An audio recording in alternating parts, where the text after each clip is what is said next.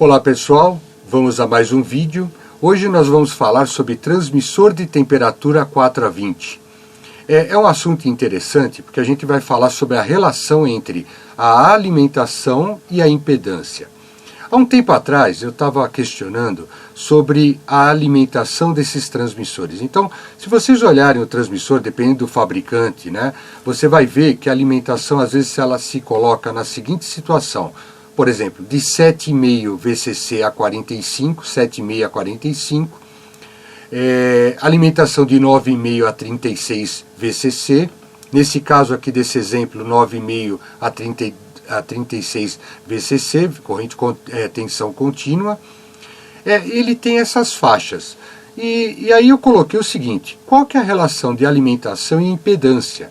Por quê? Porque se ele coloca a alimentação do transmissor, que pode ser entre 7,5 a 45, se eu alimentar ele a 7,5, o que acontece? Por que eu tenho 45? Porque normalmente a gente alimenta em 24 VCC. Qual que é a diferença se eu alimentar no mínimo ou no máximo? Então esse vídeo é bem interessante, e isso tem uma implicância, Normalmente a gente coloca 24 VCC e não entende a mínima tensão. É interessante a gente entender como ele funciona e quando a gente aplica a mínima, a máxima ou a 24, o que isso representa na realidade, Podemos utilizar o transmissor de temperatura, saída de 4 a 20, na sua menor tensão de alimentação, ou seja, se ele está falando aqui alimentação de 7,5 a 45, eu posso usar esse transmissor em 7,5, eu posso usar o transmissor cujo o catálogo fala em 9,5 a 36, aqui é uma outra condição, tá pessoal? São situações de transmissores diferentes, como ele se coloca no mercado. Então, tem transmissores que fala que é essa faixa, tem transmissores que a alimentação é essa faixa. Nesse diagrama está falando 9,5 a 36, mas existem fabricantes que é alimentação de 7,5 a 45.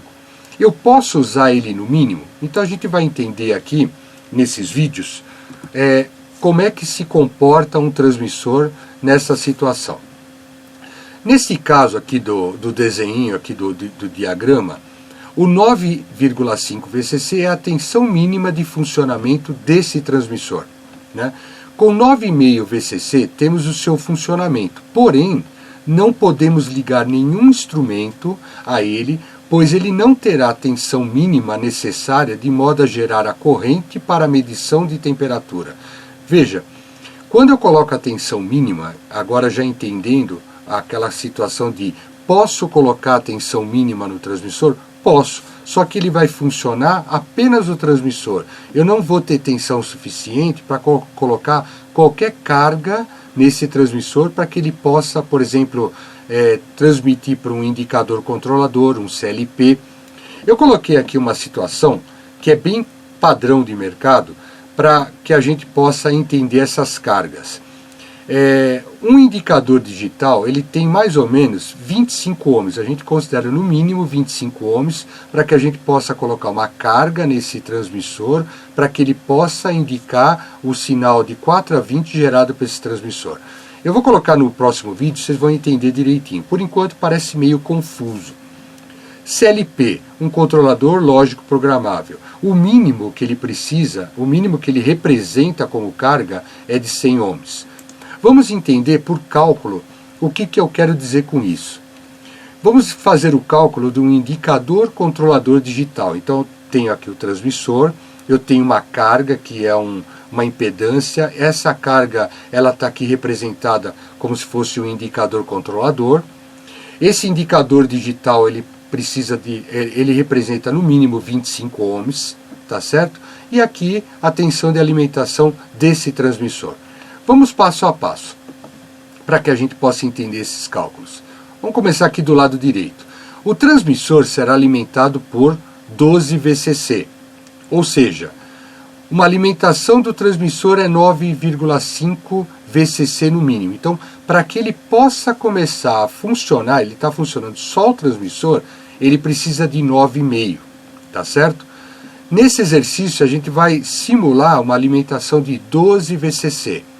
Se ele precisa no mínimo isso, e eu estou simulando 12, então seria a tensão 12 VCC, eu poderia colocar 12, 24, 10, né? Como é 9,5, eu fiz aqui 12, que é uma média aí dos 24 VCC que normalmente se utiliza, eu coloquei a metade, 12 VCC. Menos 9,5. Menos 9,5 por quê? Porque é a alimentação que o transmissor precisa. Eu tenho um saldo aqui de 2,5 VCC. Né? Essa tensão é que vai ficar na carga. É o excedente da tensão, tirando o mínimo necessário para o transmissor funcionar. Temos que a corrente é de 4 a 20 mA. Ele responde com uma corrente de 4 a 20.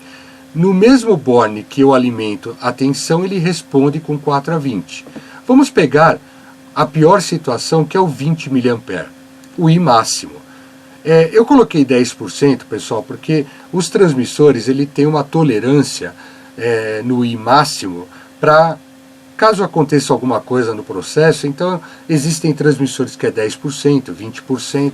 Eu coloquei aqui uma tolerância de 10%. Então, o I máximo 20 mA mais 10% daria um I máximo de 22 mA.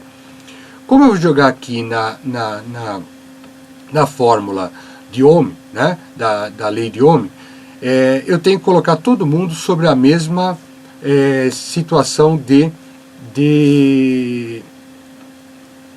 unidade. Então, por exemplo, aqui é 22 mA, eu vou colocar em ampere, tensão volts, que eu vou ter o resultado de R em ohms. Então, o I máximo será 0,022 ampere.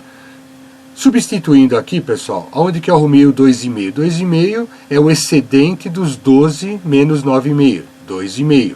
O I aqui é o 0,022 ampere que eu substituí aqui. Com isso, eu tenho uma resultante em R de 113,64 ohms.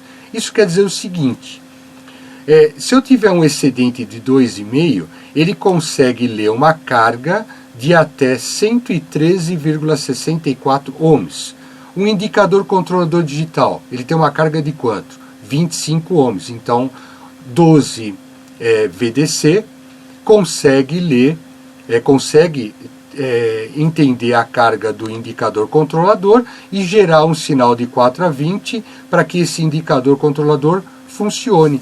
Então, 12 VCC para um indicador controlador digital é suficiente. Tá vendo? Ó, 25 ohms, ele pode alimentar uma carga de até 113,64 ohms. Então ele gera a corrente de 4 a 20 e eu considerei aqui o I máximo, que é a pior situação da corrente, né? Então eu tendo a pior em 4 mA, quer dizer, me sobra aqui carga.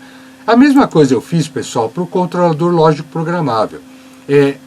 Os cálculos são iguais, daqui é tudo igual. Eu estou fazendo uma simulação de 12 VCC, o controlador lógico programável, ele precisa de quanto? 100. Quanto que tinha dado lá o valor da carga? 113. Então 12 VCC é o suficiente também para alimentar a carga de um controlador lógico programável de 100 ohms. Ele vai ter 113,64, ainda colocando uma situação de 10% sobre a corrente máxima. Agora, por que a gente usa 24 VCC? Né? Normalmente aí a gente coloca a alimentação de 24 VCC. Eu refiz aqui os cálculos, né? Então na direita, ao invés dos 12 que estava, eu estou colocando agora os 24. Eu mantenho o valor de tensão mínimo que o transmissor funciona, que é 9,5, e refaço os cálculos para 24. Me sobra um excedente de 14,5 VCC, que eu já coloquei aqui nessa fórmula, igualzinho a outra, pessoal. O 24 menos o 9,5, que é o mínimo que o transmissor precisa para funcionar, deu um excedente de 14,5 VCC, eu coloquei aqui, a corrente está esperando aqui. Nós tínhamos calculado o I máximo como 0,022 ampere, coloquei aqui, e isso aqui me dá uma carga de 659,09 ohms, contra o 100, o 24, os 100 ohms do CLP, né, que eu preciso de mínimo de carga lá que a gente fez, né, pessoal? 100, e o mínimo de carga de um indicador 25. Agora, para que eu uso 24 VCC e eu tenho uma carga, uma disponibilidade de alimentação de uma carga até 659,09 ohms? Isso aqui me dá algum tipo de problema? Veja, vamos colocar a conclusão sobre uma alimentação de 24 VCC. Olha que legal esse vídeo. A gente começou o porquê da alimentação no mínimo e agora a gente está entendendo o que representa uma alimentação de 24 VCC e as cargas envolvidas nisso, né? Então eu coloquei aqui que a resistência lá tinha dado 65909 ohms, tá? O valor de 65909 é bem maior que os 25 e os 100 do CLP e do indicador que era 25. A alimentação do transmissor é 9,5, tá certo? Então deu um excedente de 14,5 VCC. Veja, o valor de 14,5 VCC ele recai sobre o transmissor. Se eu tenho uma carga aqui, que é o indicador ou CLP, ele alimenta essa carga, gera o 4A20 e o excedente desse sinal cai sobre quem? Sobre o transmissor. E isso, pessoal, acaba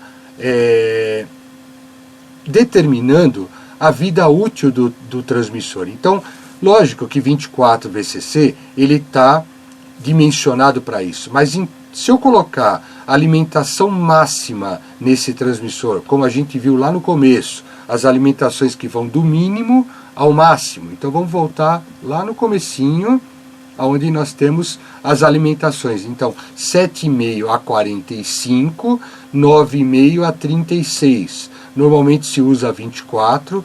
Se eu usar o máximo de alimentação, ele vai funcionar? Vai. Só que o que pode acontecer?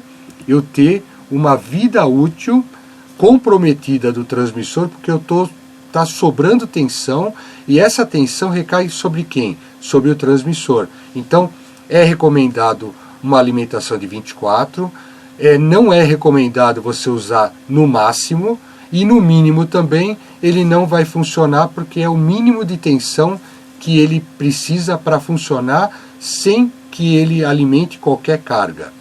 Fica aqui a dica, pessoal. Parece que é um assunto simples, mas olha quanta coisa interessante. Depois eu vou passar alguns vídeos sobre esse mesmo assunto, aonde gerou problemas no dia a dia com relação a isso. Vocês vão ver aí que bacana identificar esses problemas no dia a dia. Eu quero agradecer aqui a atenção, a audiência nos vídeos. Se gostou, pessoal, dê um curtir, inscreva-se no canal. A gente está lançando vários vídeos aí, tem muita coisa nova, muita coisa bacana. Um grande abraço para vocês e até logo.